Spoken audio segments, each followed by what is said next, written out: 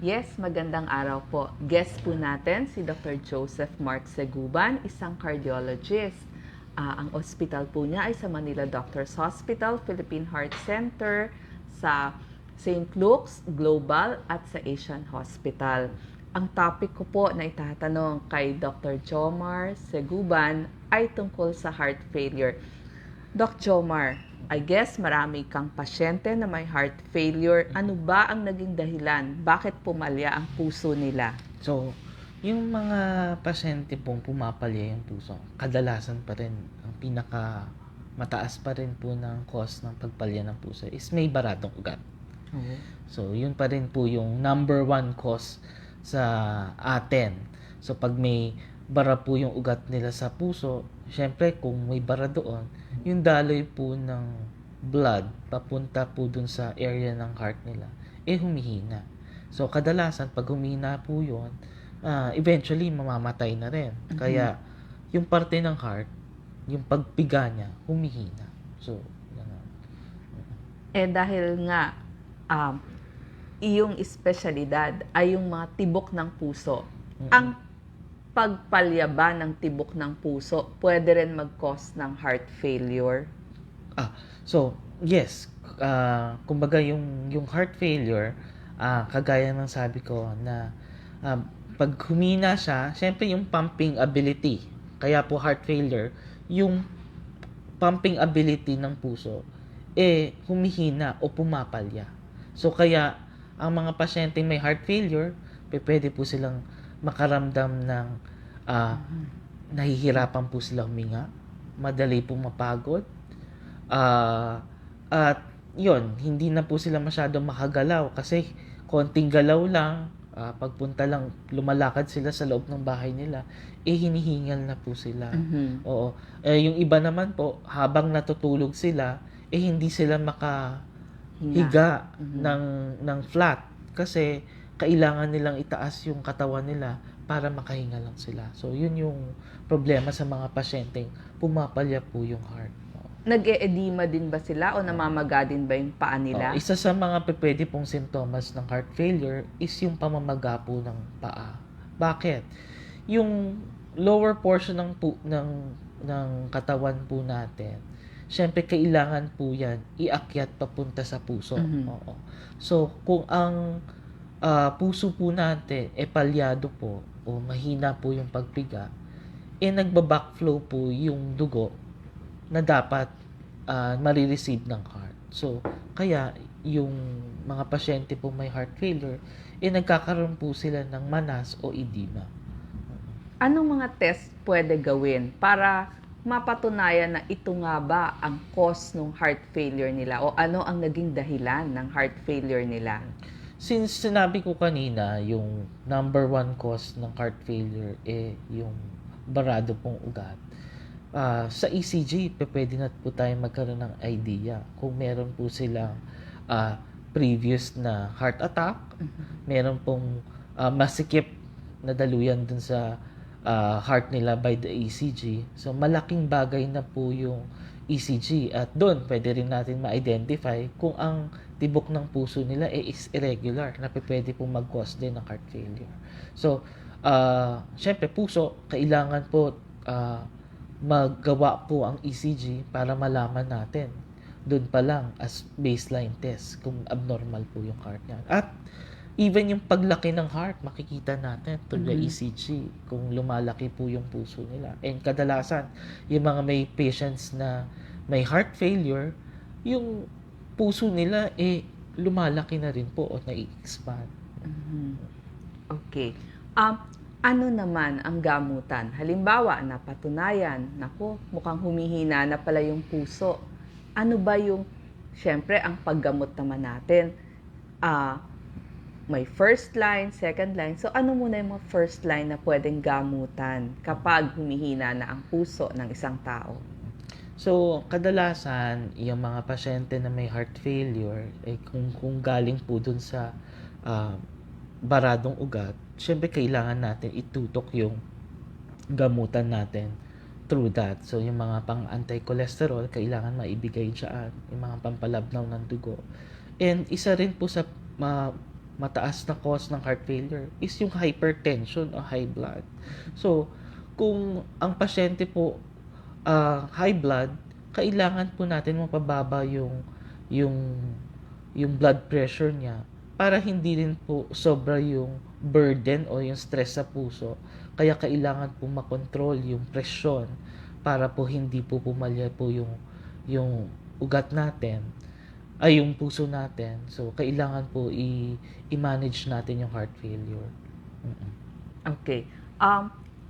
Nabanggit mo may mga paraan pa dun sa mga heart failure na ang dahilan yung pagpalya o yung maling pagtibok ng puso nila. Mm-mm. So ano ba yung mga bagong gamutan dyan ayon sa iyong pag-aaral? Mm-mm. So, yung isa sa mga nakitaan kasi na management ngayon ng heart failure, may yung irregular na tibok ng puso, atrial fibrillation.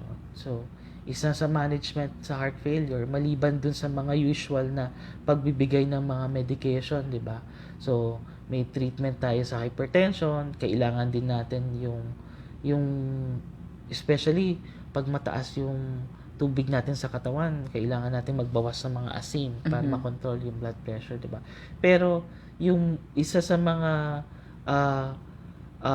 management, yung sa sinasabi ko nga po na atrial fibrillation is yung ablation pa rin. So, since ang pasyente na may irregular heartbeat, syempre abnormal yun at irregular, kailangan natin siyang mabalik dun sa normal na rhythm. At isa sa mga treatment doon is yung tinatawag na catheter ablation. So, kung ang pasyente po may heart failure at may atrial fibrillation, isa sa mga management po is ablation po.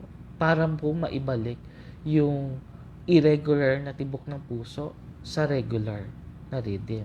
So, lumalabas din sa mga napag-aralan na pag naibalik po sa regular rhythm yung atrial fibrillation at mahina po yung tibok ng puso nila, pwede pong mag-improve yung functioning po ng heart. So yung mga lumaki na yung puso na ablate mo o kinuryente ni Doc Jomar Seguban, pwede pa bang lumiit yon? May chance po mag-remodel. Definitely, may mga matutulungan po yan ng ablation, but they still have to take medication. Magaganda na po ang mga medications natin for heart failure. But, syempre, mayroon pa tayong mga technology na pwedeng i-offer sa mga pasyente para mas lalo pang mag-improve yung heart. So, ngayon, dati, yung mga end-stage na heart failure, wala na pong pag-asa. Yes, parang Oo. ang lungkot mo na, wala na magagawa. Pero ngayon, meron po pala tayong na pwede pong gawin. Isa po doon, pag may atrial fibrillation po kayo at may heart failure, isa po sa management, maliban po sa mga medication, is yung catheter ablation po. So napapalakas pa yung puso ng mga pasyenteng humina na at lumaki na dati yung puso nila. Ano pa yung mga tips mo sa mga tao na may heart failure, lumaki ang puso, nanghina ang puso, paano pa ba yan palalakasin? Saka, i-add ko lang po, Dr. Yes. Lisa, no? So, dun sa sinabi ko po, actually, yung mga napag-aralan abroad na yung pasyente is for heart transplant na, tapos kailangan nilang maglagay ng devices sa puso nila para lang makatulong sa kanila, no? Pag may atrial fibrillation at nagawa po yung ablation, nag-i-improve po talaga. So, kaya yung mga sinasabi na end-stage heart failure, pag may atrial fibrillation, pwede pong i-offer yung catheter ablation para po lumakas. Yes. Ano po? Pwede pa ba silang magpagod konti, magtrabaho ng konti, itong mga heart patients natin? Ano pa yung mga tips para medyo lumakas pa yung puso nila at wag naman silang malungkot na wala na silang magagawa sa buhay?